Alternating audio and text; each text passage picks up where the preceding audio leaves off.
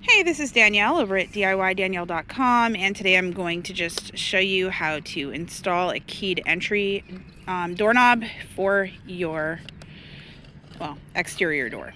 So when you buy the kits, you're going to get a couple different items to work with. And I will link this in a second, and then we'll get to starting by removing the old doorknob.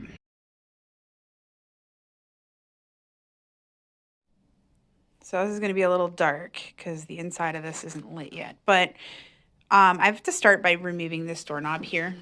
And as you see, there's a screw here and a screw here. However, before you start that, you're going to want to remove this plate as well.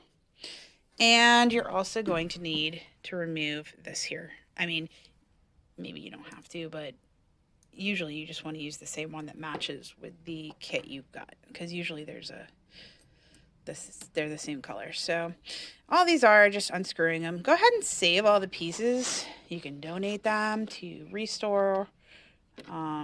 They sell a lot of older items, although in this case we don't have the keys, so probably will not be donating those.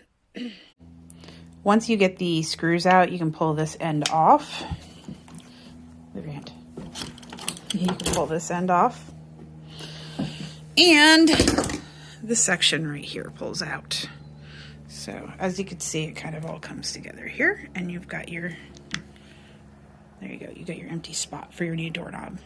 Okay, so you want to push your new latch in here and make sure this is centered.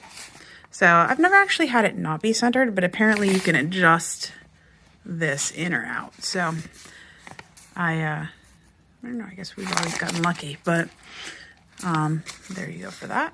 So that white thing right there needs to go inside the, right here, there's like a little tube. Okay, so when you open this here, these two are your screws you're using for this. These are, set them aside. You'll need those after. And last but not least, just screw in each of your plates. Pretty easy to do. Thanks so much for watching. Hope this helps. Take care.